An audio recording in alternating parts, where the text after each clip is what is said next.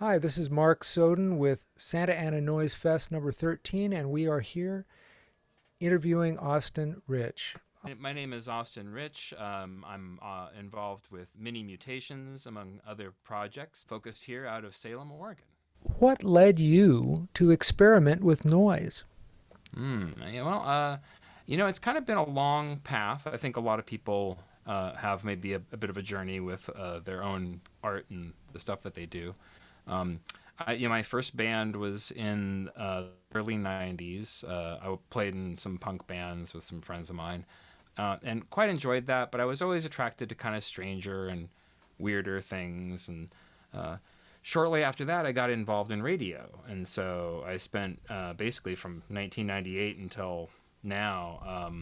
Hanging out in radio stations, DJing, making commercials for different kinds of things, honing a lot of that kind of editing talent and whatnot, and then also just being on the air for a number of years, and inevitably bands would contact me, and I started getting contacted by stranger bands when I played stranger music on the show. So it kind of worked out in my favor that I was meeting people who were making music that was very much in line with what I liked. And then I started making friends with another DJ, Ricardo Wang, who he does a show out of Portland called What's This Called, which features exclusively experimental music.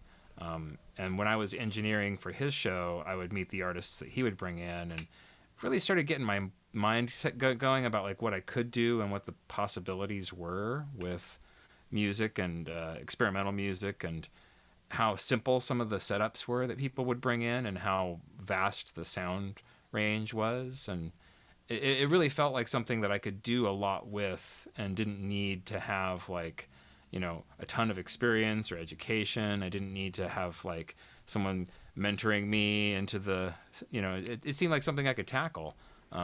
And doing DJing on the radio, I was already kind of leaning towards an over the edge slash Don Joyce Negative Land kind of radio show, where I was kind of cutting things up and layering stuff and whatnot. And so this idea of like, well, maybe I could like miniaturize my radio show and put it in front of an audience, like started to kind of come to me after I guess almost 20 years of being in radio. uh, but really, the radio thing was the kind of like what was filling that role for me for so long. And then it wasn't only, it was later kind of occurred to me, is like, I could actually meet some people and join some of these bills that I like going to. That's a great origin story. That's awesome. Uh, do you have a piece of gear that you are going to use for Santa Ana Noise Fest 13 that you find inspiring and you'd like to tell us about? Yeah, I have been quite attracted to some stuff that has been made by Moth Hunter Mods, a gentleman who does some circuit bending out of Vancouver, Washington. Um, and I can provide links if anybody's curious about this. Mothhuntermods.com. He made this excellent little what he calls a tapeworm, and it's just a cassette player with some knobs that can change the speed and add some other effects to it and whatnot. Wonderful little toy. And so I've been making tapes to put in my tapeworm to then destruct the weird stuff I put on the tapes that I've been making. And it's just a glorious little toy, because then you can run it through other effects, but it has a lot of potential just in itself as a piece of gear that makes wonderful sounds. And I have a keyboard that he bent, a kid's keyboard that has just a wonderful sound range now that he's added some great switches and dials to it. And so I'm definitely going to be using at least one of those in my set for Santa Ana, because it adds a wonderful little texture to almost anything. It adds a nice little palette to anything. It can be a bass to almost anything. Like, it has a lot of potential in terms of a piece of gear. And it also is largely fed by what you put on the tape initially. So if you put something on there that's like just words, you're going to get a wonderful kind of like spoken word texture. If you just put some synthesizer stuff on there, you'll get some great weird synth stuff out of it. So it's just a very cool piece of gear, and it doesn't take up much space on the table either, which is also very appealing. Yeah, real estate on the table. I understand that. Uh, Hmm. what is the noise scene like in your area? Hmm. Well, I kind of started out in Eugene, which is a little bit south of me, and down there they have a very robust and long-standing experimental scene that goes back to the 80s or earlier. There's a wonderful website called Panic on 13th that actually kind of tracks the audio history of a lot of the early home tapers and DIY bands and indie rock stuff and experimental stuff as well. Um, but yeah, growing up and coming out of that, it really felt like it was kind of possible to do almost anything anywhere. And so when I moved to Portland, certainly there was a huge scene there because Portland is a fairly sophisticated and developed music scene. And so I got to go to a lot of great experimental shows there. But the rest of the state is kind of like this place where there's a lot of people working in a lot of different corners of it, but it isn't have like a lot of. I'll put it this way: there's not a lot of other cities that have big scenes within them.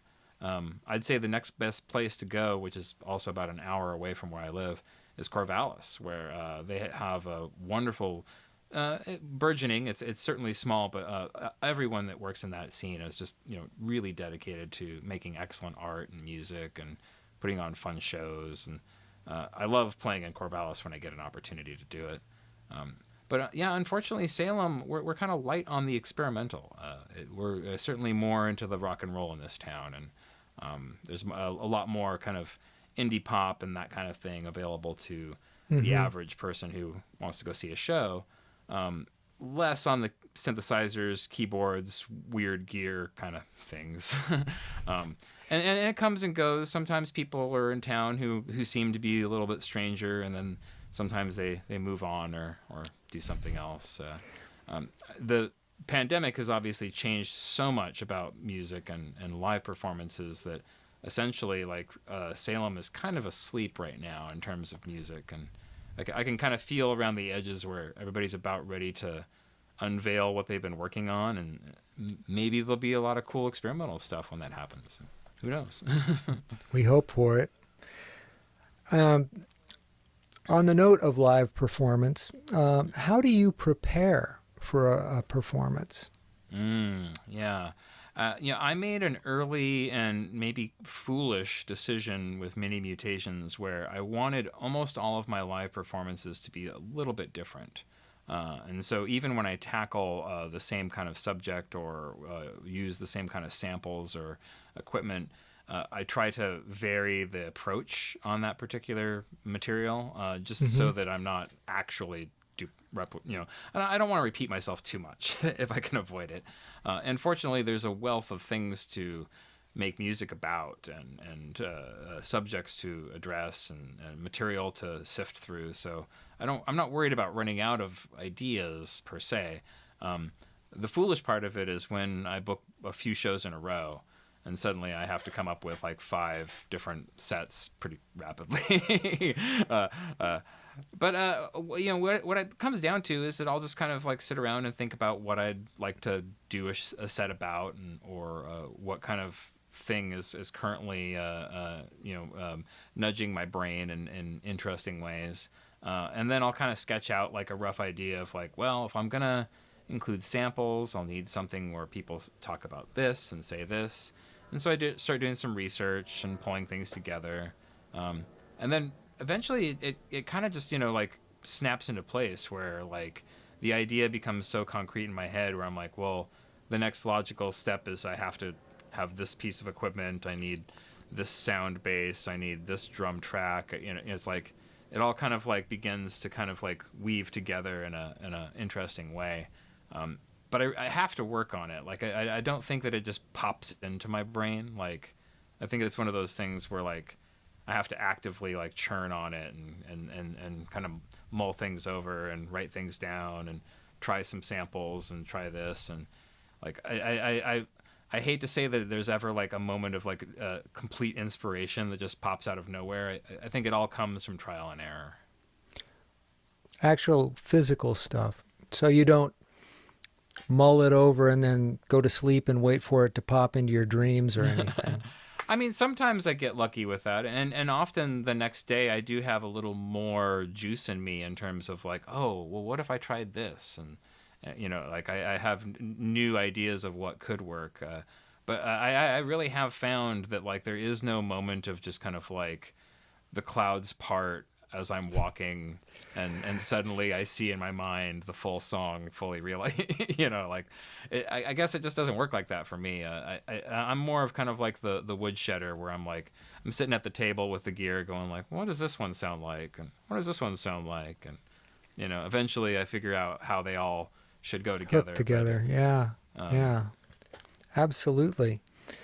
Um, and you covered this last question pretty well early on, but I noticed when I saw you perform at Sacramento Audio Waffle and at NorCal Noise Fest that you use some DJ oriented gear in your sets, mhm. and you did illuminate us on that you were a DJ.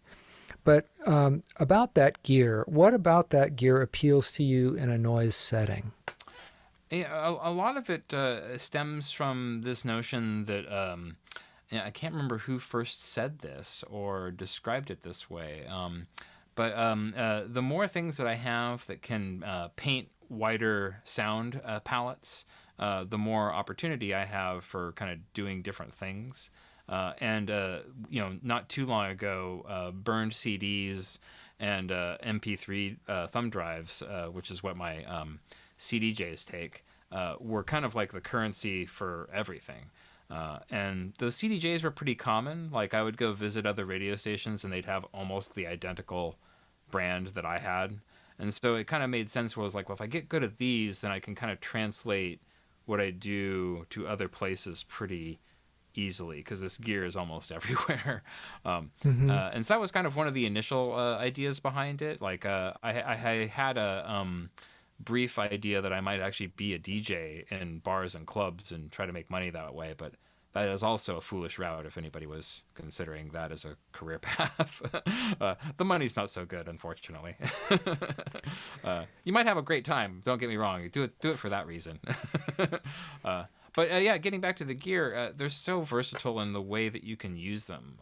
They have wonderful speed up and slow down options on them. The looping mechanisms are wonderful, and once you kind of get good at how that looping the keys kind of function, you can get some excellent, very tight, wonderful sounding, strange sounds out of just a CD you had lying in your car. And so that was what was most appealing about it, is that especially with two of them, because then you can get like one sound in one sound in the other, and you've already layered kind of two great things before you've even kind of started building your song.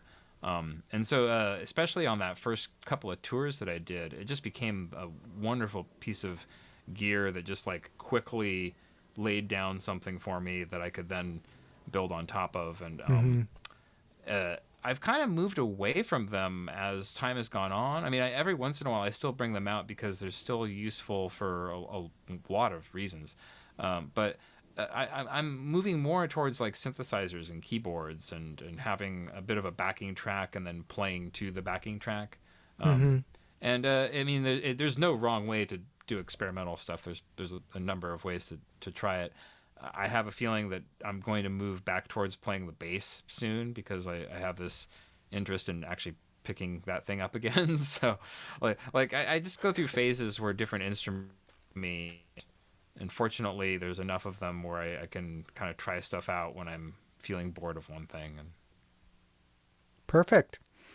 Well, thank you, Austin. Really appreciate your time, and we'll see you at Santa Ana Noise Fest 13. That's December 11th on the Santa Ana Noise Fest channel. Links below, and I'll get links to the gear that you mentioned earlier, and we'll put those below as well. So yeah, have a thank you. great afternoon, and thank you. Yeah, this was wonderful. Thanks for hosting me, and I'm looking forward to seeing what everybody else is doing, because last year was a lot of fun. Thanks. Good day.